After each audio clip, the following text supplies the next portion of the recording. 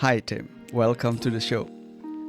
Man, I'm excited. Thanks for having me on. Amazing to have you here. And I'd like to give you the opportunity to tell us a little bit about your backstory. I know that you're working as a wellness coach for men, and it's super interesting for me. How did you arrive in this path in the beginning? Like, what was the background story of it? Yeah, I was in at least professionally. I was in sales. I was in tech sales. I was in a leadership role. I actually was managing and leading a team in an office in New York City. And was for me that was definitely the peak of my mountain at the time.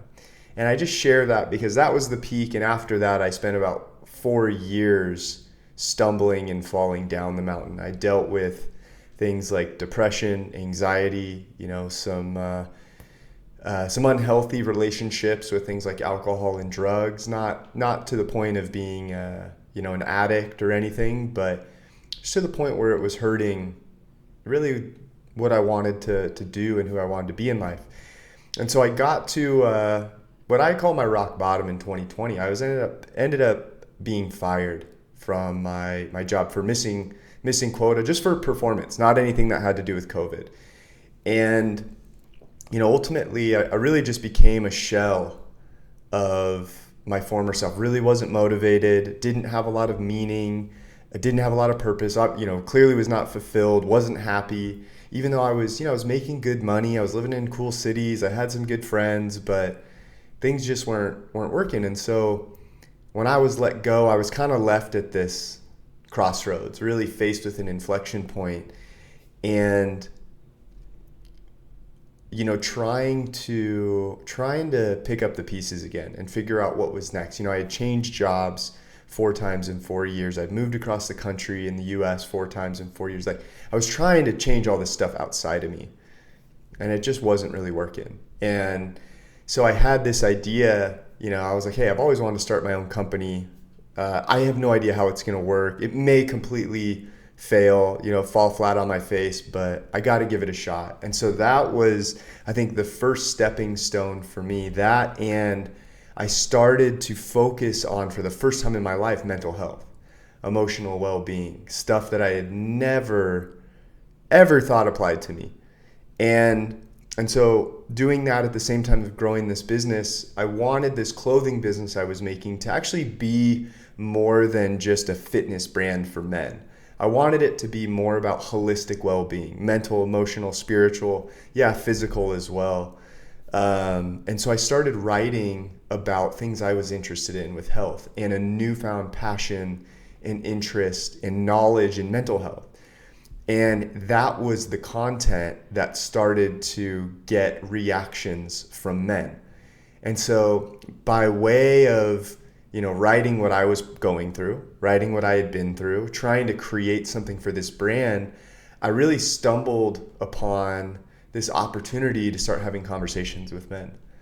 And so, man, I had all these people reach out on LinkedIn, all these men and women really, and be like, hey, man, I love this post. Would you be open to talk, or talking with me? And I would have these men get on the phone and share things with me that they've either never shared with anybody, or they've only shared with their therapist or their wife, because they just felt safe. They felt like I got what they were going through.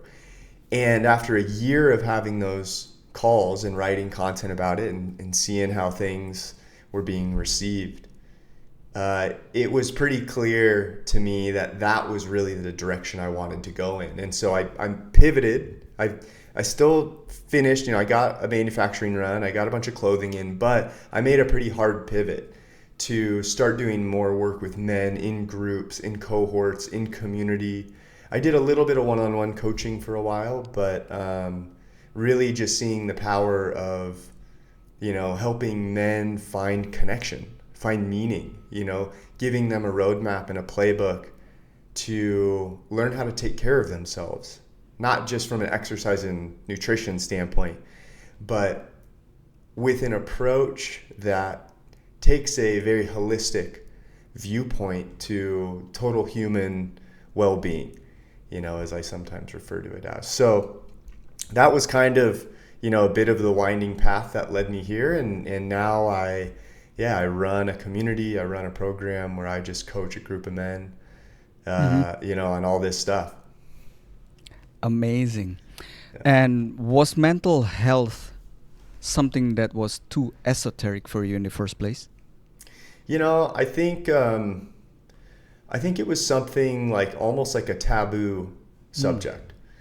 I don't know if it was too esoteric, but I think if I, admitted that I needed to work on my mental health or that my mental health wasn't great, then it felt like an admission of me being broken and that something was wrong with me.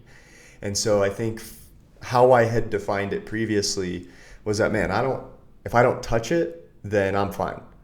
But the minute I start to think that it applies to me or go to therapy or whatnot, then something's wrong with me. And I can't afford to have something be wrong with me. I can't afford to have other people look at me and be like, oh, he doesn't have his shit together. Right? So that was kind of I would say a big first part of the process is changing my relationship to internal well-being and really what that meant. And what was the deciding moment where you jumped from the, let's say, the old mindset where I at least in I can relate to that, by the way, very much, Yeah. and then the it took a lot of conscious effort to change my mindset from I cannot be seen as weak because I struggled till today, but today I'm way more conscious about it. And before, it just controlled my life unconsciously about the deep insecurity about myself. So therefore, I overcompensate this insecurity with trying to look as tough as possible on the outside, Yeah. and then through the, let's say, being on top of a mountain that you mentioned before, I think I had my own version that was the way of showing to others how shiny my life is, while actually deep inside, oh, please don't, don't look over there, because I myself am not trying to look over there, right? Yeah, of course. So what was that deciding point or deciding moment for you where you were able to change from that old mindset into the new one where you, let's say, embrace more the vulnerability? Yeah. I had been really dedicated to my physical well-being for probably the better part of 10 years. Really dialed in with nutrition, sleep, exercise. I started to meditate a little bit, kind of off and on. And, as I mentioned, with some of the moves I did both from different cities, but also business or companies I was working at, I was pretty obsessed or focused on changing everything outside of me. And I heard this quote, and like you've heard this quote before, right? It's not a brand new idea, but it found me at the right time, and it hit me, like a ton of bricks. And it's the quote that is, everything in life is neutral. It's only our mind that creates meaning, good or bad. And that quote, when I heard it that day, stopped me, and it hit me. I was like, holy crap, it's me. All of this stuff is me. It's my thoughts, it's my beliefs, it's my expectations, it's my fears that I have, it's my insecurities. Like, it's all happening within my own head, within my own mind. And that, I think, opened the door for me to be like, okay, there is a part of this life that I have not explored, that I really know nothing about. And so that at least gave me direction. So I was like, okay, let me explore that. Let me see if I can learn about, rewiring the mind or becoming more mentally tough, or, whatever I was thinking at the time that got me to start looking more inward, as opposed to just trying to change variables outside of me and my circumstance. I believe that moment must have been mm, or at least the picture that I have in my head right now when I listen to you, I'm picturing like this moment where at one point it's empowering, I can change it, that means because if everything is, if I am the one who caused all of these, that means I am able to change them as well. Yeah. And on the other side, I'm imagining like, you know this big question mark, why did I not think about it before, like all of my life I was only focusing outwards, and then I forgot because I don't know, like I was born and raised in Indonesia, and we definitely did not learn it at school how to look inward, right? So Right. it's always like how to look, how to show to the outer world how successful you are. Yeah. Yeah. 100%. And that's actually something I hear often with the men I work with is, we get started, they get a little bit more awareness around it. I'm starting to give them more awareness into the patterns that have been holding them back, just like I started to see the patterns, right? And it's so simple and they're so obvious once you see them. You do this work for a bit, you can help people realize it. And a lot of the response is, man, I can't believe it took me this long to realize this, or I wish I would have done this 20 years ago. And, I'm always really quick to jump on that comment and say, hey, that part of you that is sharing that is bringing that thought to the surface is the same part that had been trying to cover it, and bury it for the last X amount of years. And so it's a subtle shift of, instead of allowing ourselves to guilt and shame ourselves into not being further along, we simply just say, hey, at least I found out today and not 20 years from now, and that's what we move forward with. We just start where we're at, because it's one of, like, wait, I didn't learn how to do it. This was, and I had a really tough time when I was really struggling, reaching, or raising my hand for help, trying to get help in that capacity. All this stuff that got me through it was self-guided.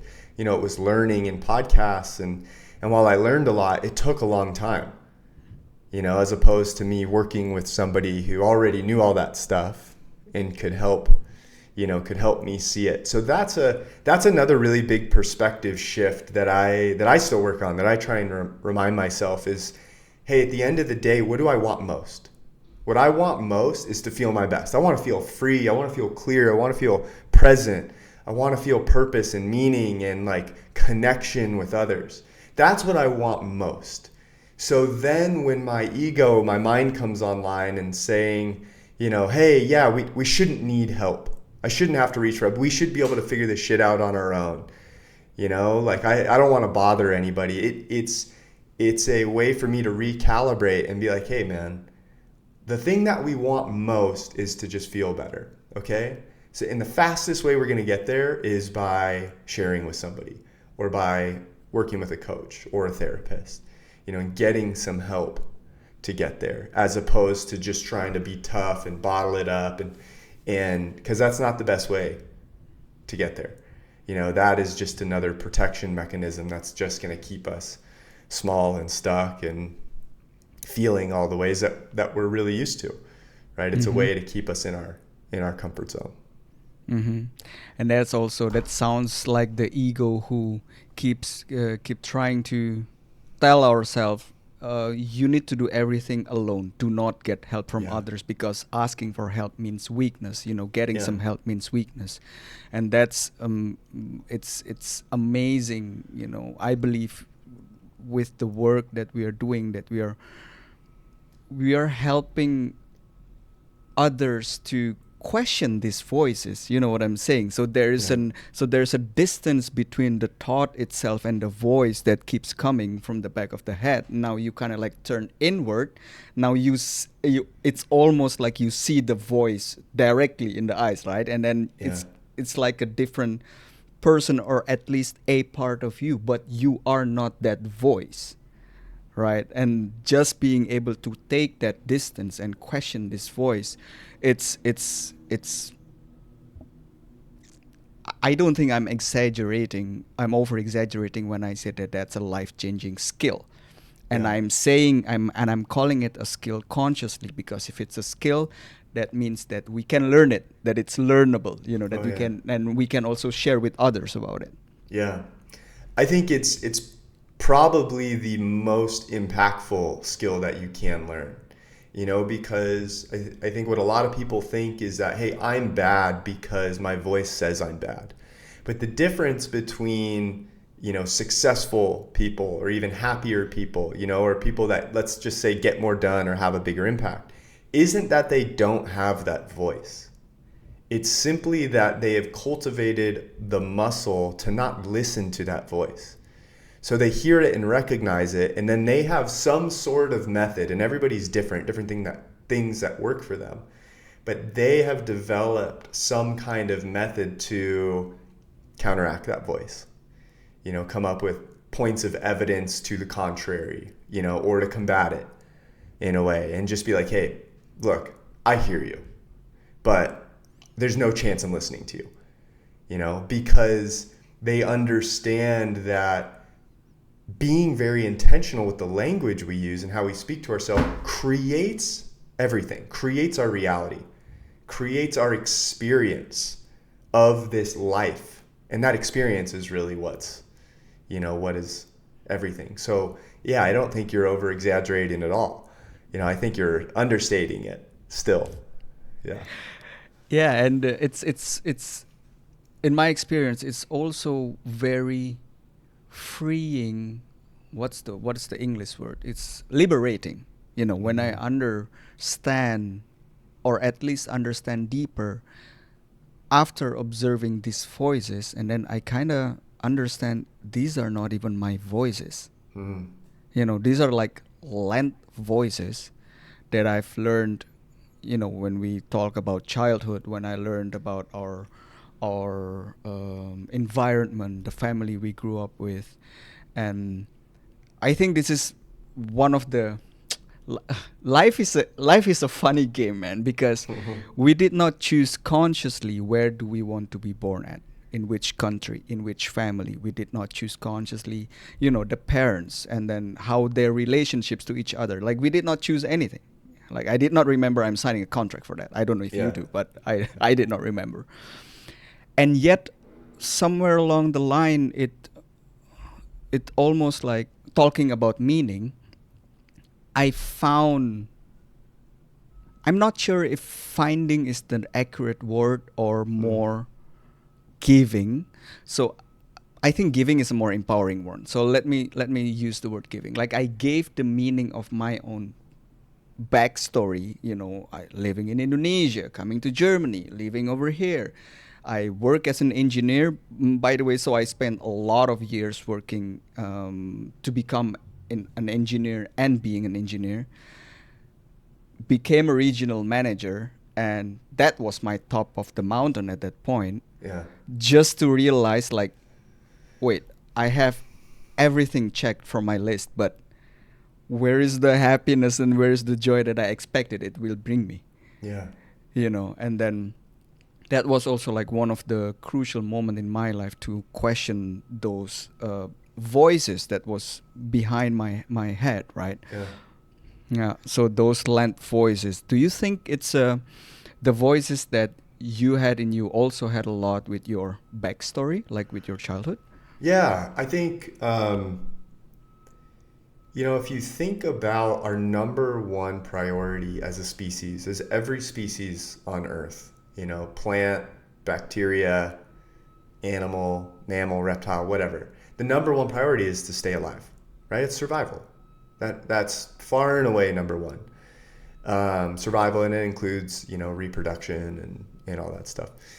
And for us, it's really interesting for me to look at it through this lens. When we're growing up, we are learning about this brand new world, right? We're learning from the people around us. We have this built-in security system, right? From a really young age. And, it doesn't have the experience. It doesn't have the complex critical thinking skills. And so its reactivity and its response is really, really primal. And so when we are in a threatening situation as a kid, and that doesn't have to be physical, life-threatening, natural disaster or somebody, going to harm us. It can just be, something like psychologically threatening. We are, there's something going on with the social group, and I feel like somebody doesn't like me.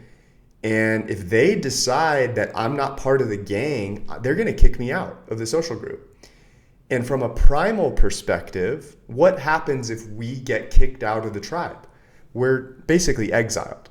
We're left out on our own, which ultimately would lead to death. If we got to go fend for ourselves. So looking at it just through the lens of creation as a species and our survival mechanism, you start to understand the bigger picture a bit and how these things start to be developed. So we're doing as best we can as kids. And really a lot of this programming happens to us before the age of 9. If you remember back to when you were 6, 7, 8, 9, like what you were into, you didn't have control over your emotions. You're probably getting in the dirt, I don't know, playing around. I'm not sure what your childhood was like, but probably maybe having some tantrums, getting upset, getting sad, or some things like that. You're being a kid. And it's so fascinating that that's really when we internalize how we need to show up in order to be loved and accepted and worthy in this world. And so now, decades later, we're adults. And we're functioning in this world with the same coding that we got when we were, let's say, 9 years old. And it's outdated, but we're still operating from a place that was based in fear and insecurities and worried. And man, I got to do X, Y, Z. We learn that there's this game we got to play every day we wake up. We learn at some point that who we are in our authentic natural state is not enough. That's what we internalize. So we think, I have to ABC in order to XYZ. I got to do that. That's what I've just learned as a kid. I know that, if I piss off if I'm too loud when when it's playtime, I get yelled at. If I'm too loud having too much fun, that's actually a bad thing. So I need to learn to make myself smaller. I need to learn to be quiet. Or the flip side, I know that if I do well in school, if I bring home money, if I look good, right? If I look attractive, okay, if I get good grades, then I get showered with compliments and love. And my family, my guardians, my friends, my social circle, they seem to embrace me more when that stuff happens. So we start to create this programming for how the world works and how we need to morph and change ourselves in order to fit in more. And then decades go by and we're jamming this square peg into a round hole, and we wonder why, wait a minute, I've been playing this game that I learned was the game I'm supposed to play, and I'm supposedly at the peak of this mountain. Everything's great. Mm-hmm. I'm leading a team, dude, I'm killing it. Like, I should be so proud, and I am proud. But I don't feel how I thought I was going to feel. And therein lies the mismatch and the crossroads, and things like lack of fulfillment and purpose and meaning and depression and stress and all the stuff that people really start to feel. Mm-hmm. Mm-hmm. I hear that meaning plays a big part in your life. Having that meaningful life, building a meaningful life, right? And then you mentioned about our ability to actually give meaning to the facts that are neutral in the beginning. Yeah. Right? So this is a 3-part question, Tim. Okay. What was the meaning of success for you before the rock bottom? What is the meaning of success right now, as per today? And what was the process updating that exact meaning of success? Yeah. I think what it meant to me before was that I was worthy, that I was a man, that I was, seen as successful, which meant, I was viewed positively in the eyes of others, which then meant, okay, I could take a deep breath. Okay. I think now it is much more focused on, am I feeling like I'm in alignment? Am I feeling that I'm okay, that I'm at peace, regardless of what's going on around me, regardless of how my content does on LinkedIn, how many clients I sign, how the results of my clients, the shape I'm in, any of that stuff. And it's really hard, but that is, that's the North Star. And the process it feels to me much more like a removal process. And there are all these thorns and all these, pieces that are causing pain. When I keep trying to find or feel love, accepted, success, right? Through these external means, it's a path that forces me to learn the hard way. And so it's just a matter of time before I lay down my armor and I go, okay, I surrender. You're right. I was wrong. That's not the way that I'm going to be able to feel that.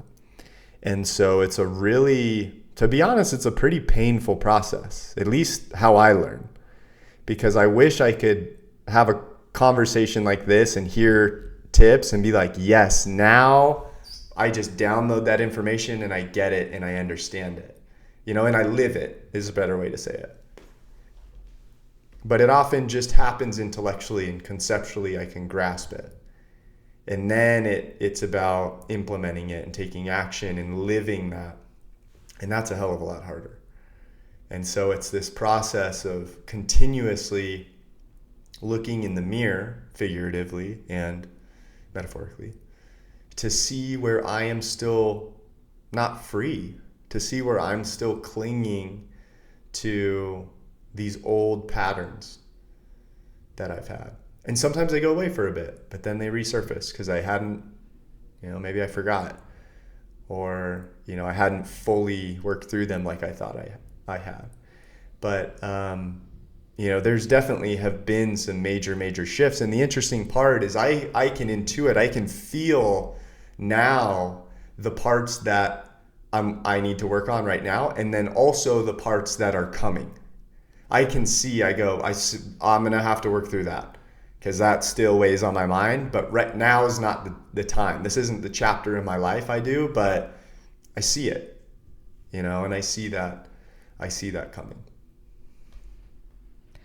I think that pays also into the account of vulnerability, where we actually show to others as well that we are also a work in progress. You know what I'm saying? So this is like, we are not talking from a higher place whatsoever, not like in a hierarchy way, but like we went through some experiences, we get all of these aha gold nuggets, and then we just collect it and then share it with those who want to try and have it for themselves and then get their own gold nuggets, right?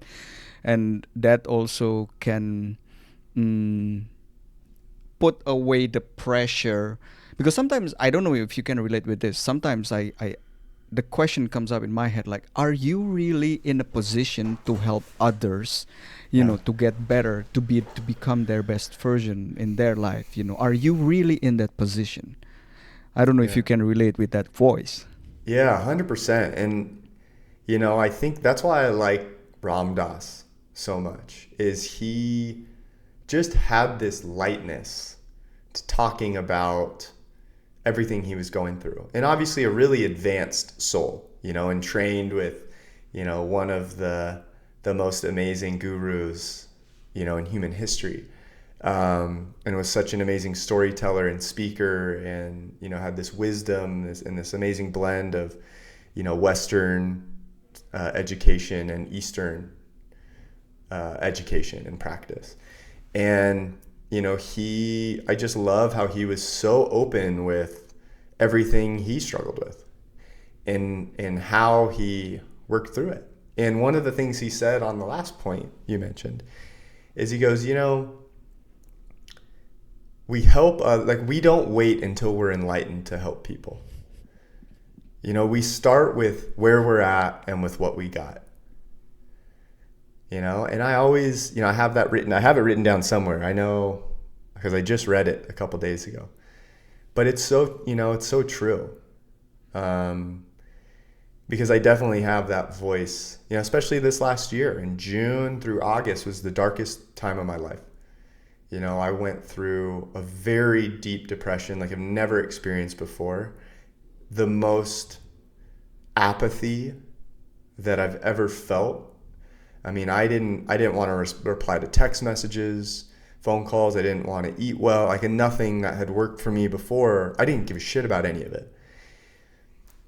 And, it was just really a reminder as I was going through it that I'm like, hey, there's a lesson here. There's an opportunity that is going to deepen my practice, but deepen my ability to connect with others. Because up until that point, I hadn't really had thoughts of suicide. And then all of a sudden, over 100 days in a row, I had them every day. And by the end, they were increasing with frequency and intensity. And nothing was working. And I tried my best to have the perspective of, hey, there's something, this is happening for a reason. There's something that's gonna come out of it, I think. And so yeah, I mean, I definitely feel that. And I know like the coaches and counselors and therapists and leaders that I talk to all have that to one degree or another. And that itself is something that's part of our practice too. That's part of what we got to work on. Mm-hmm. If you want to share in those dark moments that you went through, what was that stability that you had where you at least can hold yourself into, or what was that, that candlelight in all of those dark moments that you went through? I think it varied day to day. Whereas before, when I was going through that 4 years of depression, I had exercise and I was actually eating pretty well too. I had some good friends to lean on.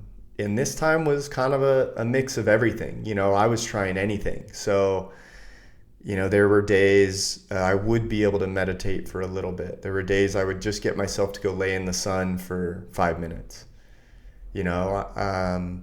I think even I think about most days it was like a hot shower at the end of the day, even though I would just stand there and try and think of a possible path forward. Writing a little bit for me. I wasn't reading a ton during that time. That wasn't something I was really able to do. But, one of the most profound things for me that came from it was I was almost 3 months in. So I had been bottling it up. I hadn't told anybody. I was pretty embarrassed to be having those types of thoughts, especially with, being a coach and trying to do this work for a living and whatnot. And I actually just did a breathwork session and had a little bit of a release and some clarity on how I needed to share what I was going through with the people closest to me. And I wrote this letter, and I just wrote it on Google Docs, whatever, and I shared it with 11 people. I shared it with a few of my best friends, a few of the men that I've met since moving to Austin that have become really close friends that do similar work, that just get it. I shared it with my immediate family, and then a couple people that I felt would be able to receive it, and I highlighted everything I was feeling and going through. And even in that letter I put, I'm like, I'm not asking for solutions. I'm not asking for, whatever. I'm like, really, this is just more about me sharing this and not keeping it inside and bottling it up anymore. And that was really I think the first major step in releasing some of the weight, and of course I had a great response from a lot of the people, that helped start to talk through it. So that was really it. And then I think another major moment that helped was a shift of perspective that, was kind of subtle, but it was huge. And it was, instead of identifying as somebody who was depressed and having suicidal thoughts, instead of thinking, and this is me right now, and this sucks and I don't want to feel this way, and I just want to numb it, or I just want to ignore it, or I just want it to go away. What I shifted, and this was all, again, almost right around the 3-month mark, this is when I really started to first see light again, was just posing the perspective of, what if you could just allow yourself to be somebody who's experiencing this? What if the allowance and the acceptance of the experience was something you tried? Because I had so much resistance to it. I didn't want, nobody wants to feel that way. And it was a small shift that allowed me to turn inward. It allowed me to be like, hey, I see what you're going through. And like, I'm here. Yeah, let's sit in this shit for a little bit. Let's not try and just, numb it or avoid it in some way. And, that was a really big moment. And it wasn't, immediately better. It was immediately better after that, but it's not like I completely came out of it, right? It was still really a work in progress. But those were, I think, the two of the things that really helped bring a lot of reprieve and light to it. And both took a lot of courage to do. Yeah.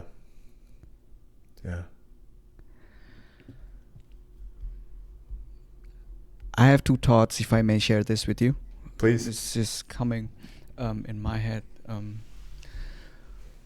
The first one, like that experience strengthens the thesis that you mentioned earlier in our conversation, that vulnerability is a strength. Because you writing those letters and then mentioning clearly, I'm not here for pity party. I'm not here to ask for solutions. This is. It's almost like you're saying, I'm doing this for me. So the job is done just by doing and sharing this letter.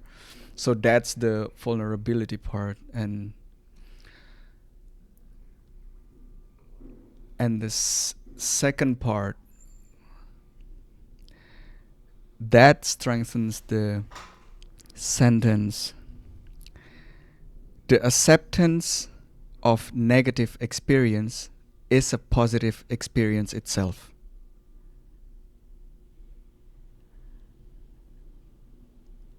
Like we both know, both are simple things, but they're extremely difficult to do, right? Like a lot of simple things are super difficult to do. So, yeah, I don't know if it's if it's the right way to say, but I'm gonna express it as well.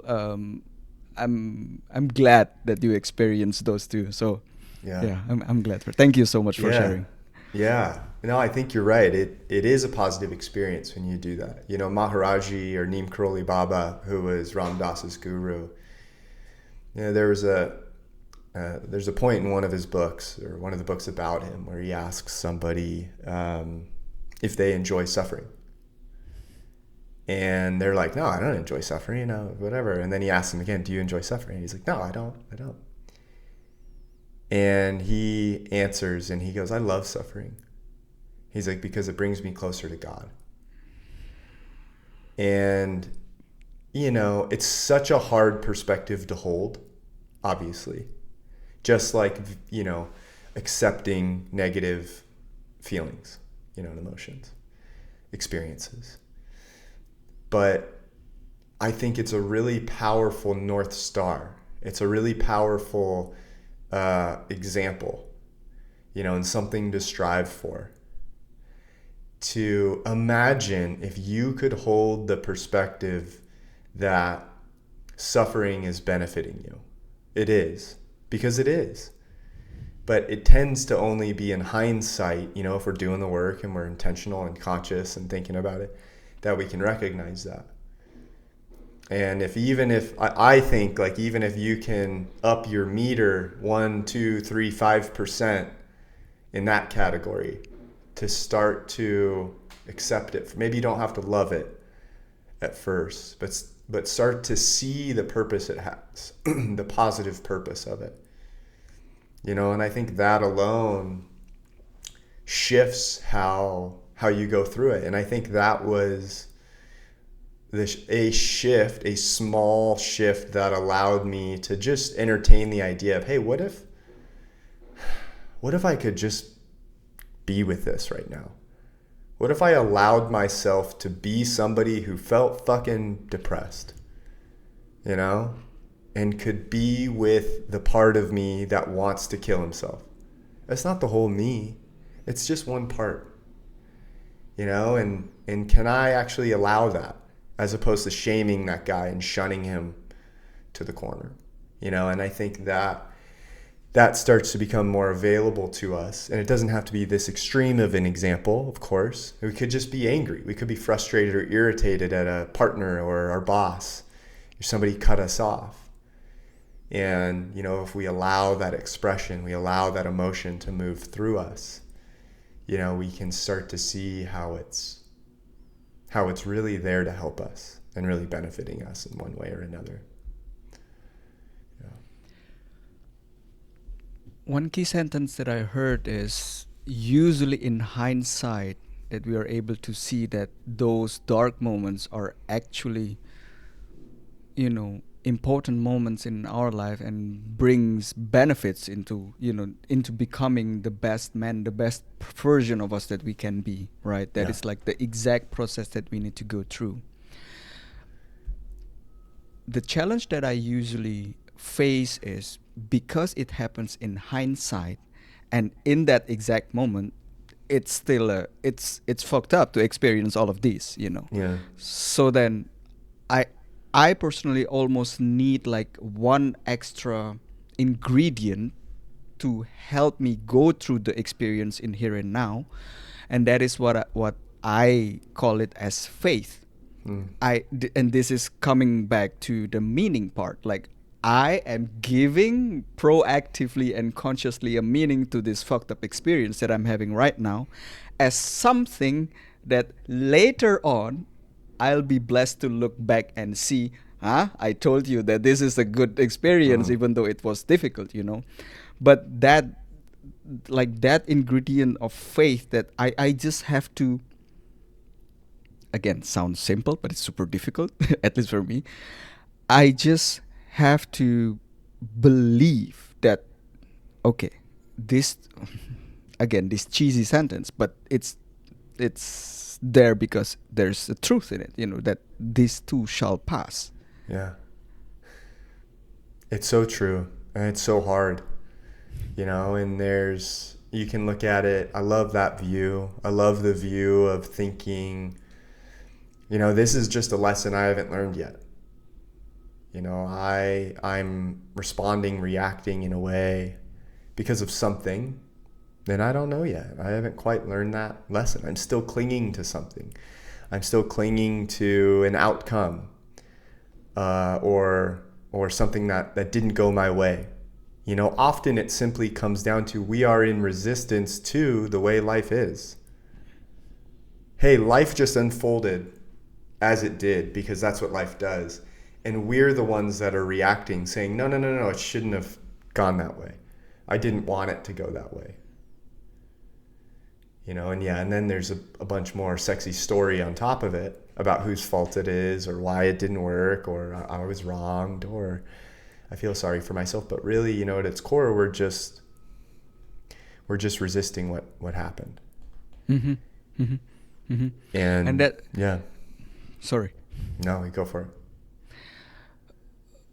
And then I remember the face of that resistance. Like I mentioned, the one part, the acceptance of negative experience is a positive experience, and the next sentence is the craving for positive experience is a negative experience. So we come Yeah. to the sentence it's the first most important sentence in the Buddhism, which is like, life is suffering because it's either you are in craving or you are in aversion. But Mm-hmm. in one sentence, it's just what you mentioned before. It's just because you don't accept life the way it is here and now. Yeah. Uh, I've heard along the same lines this guy Peter Crone talk about happiness in a certain way, and how in the U.S. we have part of the Declaration of Independence is part of it is like the pursuit of happiness, and he talks about the pursuit of happiness by definition is the absence of happiness. mm-hmm. Mm-hmm. And I mean exactly what you were sharing with the Buddhist truths, and what they share. But it's so interesting when you look at it through that lens. How was your experience in India? It was really powerful. So I went 3 weeks, about 3 weeks in total, a little less than that. I was on a 15-day bhakti yoga pilgrimage. For those that don't know, bhakti just means love or devotion. And so our trip was full of things like yoga or asanas. We did breath work, meditation. We sang kirtan. And so a lot of that was new to me. Meditation in my home I've been doing for a while. But things like singing, chanting, doing it as a group, totally new to me, was highly, highly uncomfortable, But I knew it going in, and I decided to go to India as I was really just barely starting to come out of that dark place. And it really was a last ditch effort to turn around what I was feeling. And honestly, going in, I was like, if this doesn't work, I don't know what the hell to do. And so that's kind of why I went in.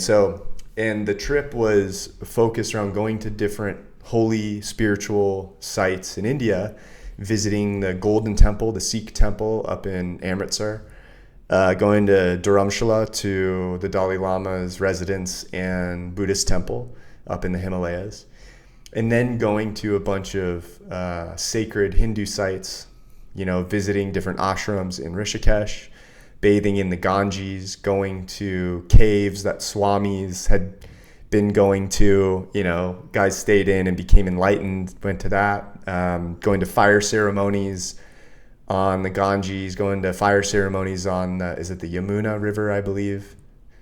In temples and cities that tourists don't go to.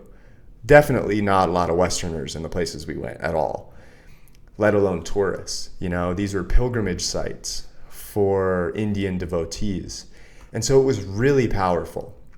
It was intense. My first time in India, so, the crowds, the traffic, the air, the trash, the cows everywhere. The food was amazing. There were monkeys. I saw a camel on the road. Like, it was hectic. But the food was amazing, and the people were so kind and hospitable and welcoming. Like, I compare it to two other countries I've been to, in Thailand and Jordan, where I felt that way. But India, I think even more so. And, I was just so impressed with the connection that would happen just in greetings and hello. Whether most of the country, or at least where we went in the north, would say namaste. And you would just get a connection of the eyes and a little bow, and you could say it to anybody on the streets, in the hotel, and it was received. And then in the cities, especially in Vrindavan, where we went in our last stop, the greeting is, one of God's names. So it would be Hare Krishna or Radhe Radhe, or Hari Bol, which is like celebrate. And that's just how they said hello. And so to me, it was so incredible to be in a country where spirituality or God is leading the way. I mean, far and away, especially compared to the US. It's just not even close. I think, especially because of the nature of the trip, the thing that stood out was the level of devotion there. And a lot of the places we went to, people would save up, for decades to go on a pilgrimage there. So like I said, we went to a lot of places that tourists don't go to, just because of the nature of our guides and how long they've been going to India and the relationships they have. So it was powerful, but I also didn't really get a chance to process it while I was there. I was trying to be really present and definitely wasn't on my phone. I wasn't even taking pictures. I kind of wish I took a couple more pictures, but I was just trying to put myself in the physical environment, in the temples, in the space, whether or not I was participating to the degree that other people on the trip were, kind of varied, but I was like, I'm just going to commit to going, being open to everything. And I think right when I got back, and this was like November 21st or something like that, almost immediately I felt like the files had finished uploading and I was now able to process. And the processing and the realizations started to trickle in, and they still are, right? They're not done. So that's been really interesting. And that's one of the things our guide told us is like, don't be surprised if 6 months, a year from now, you're still getting downloads from India. But it was really moving. It was really, really impactful. And, I'm really glad. I'm really glad I went. I don't necessarily have desire to go back at this time currently, but I hear that's pretty common. It can take some time to regain that urge. But yeah, it was powerful and impactful are the two words I keep using. And what would you say the top two highlights or lessons or experience that you had from that trip? Or even after, when you take the time to realize, like, what was your top two? There's one that really stands out to me. I'll share that there was a part of me going into the trip that wanted a profound, mystical, magical experience. I wanted to walk down the street and have my guru pop out of the corner and be like, I've been waiting for you for 35 years. You're finally here. I'll heal you. So that didn't happen necessarily. I don't know if you've read Autobiography of a Yogi, but that's basically what happened with his guru when he was walking the streets. And so anyway, that's why I had that example in my head. But, we went to countless temples. We saw countless deities. I touched eternal flames that come out of the ground that didn't burn my hand. Like, we were blessed by people within the temples, a lot of really cool experiences. But I wasn't personally like massively moved by any of them, like in a really, really, really, really profound way. But the thing that we did was when we went to the Ganges, and we were in Rishikesh, and we drove down, we visited this little cave where this Swami had lived, I think 16 months and became enlightened, and it was right on the riverbank. And then after that, we walked to the water. And the Ganges is believed to be a goddess in form, right? So in form, you can go and touch and bathe and, and meditate with a goddess. So that's what's believed, in Hindu culture. And so we were going to go do a little bathing ritual. And part of that is, when you go in, before you get in the water, you scoop up a little bit of water and you offer it back to the river 3 times. And then you can put it over your head 3 times, just as a little blessing and a way of showing reverence. And then when you go in, you also have to be really careful in the river, which is so amazing. Just adds more, I think, power to it. Is the current is extremely powerful and it kills people every year. There's an undertow really strong. It said, there's signs. They say, we were told like 10 times, hey, this kills professional swimmers. So we're gonna have to be really, really careful. We need to have, it just elevated the level of reverence we had for the experience. So after we do the little blessing, And we go in and the water's turquoise. We went in an area where it was still pretty clean, turquoise, and surrounded by these valleys of just jungle vegetation. Just so beautiful. And we do the ritual, and then the practice is to completely clear your mind as best you can. And then the Ganges is also believed to grant wishes. And so we were encouraged, hey, take this seriously. And don't necessarily think about material things, more money, hot wife, bigger house, whatever. They're like, really think about spiritual questions, like personal growth, things that you want to ask. And so I was thinking on the bus ride in, and I started with one, then I added one, and I ended up having 4 things that just I felt, really, really strong about, and cleared my mind. Ended up sitting in the water with a big rock behind me so I didn't get swept away, and just sat there for about 20 minutes, just meditating, going through those 4 things, trying to visualize them, asking for them basically in a certain way. And, at one point I just noticed almost immediately when I got in there, just built with intensity, is I felt like I was being held by this massive presence. And as I was sharing these things, these intentions, I felt like I was being heard. And in that moment, when I really felt like something was there, something was hearing me, I just noticed tears were streaming down my face. And, I really didn't want to get out of the water either. It was pretty cold. And I had sat in there for like 20 minutes. And I got out, and I dried off, and I just felt like I was almost in a trance for a bit, surrounded by this beauty, an amazing experience. Like, couldn't believe that really just happened. And I think I felt a much deeper connection to the land and the country after that experience. Absolutely. I mean, that was just so moving. Oh, amazing. Thank you for sharing. I got goosebumps when I listened to that one, when you feel, when you mention you feel heard. That sentence in itself is yeah, it's a very powerful sentence. Again, simple, but it's not always that easy. I have one more question for you, Tim. Yeah.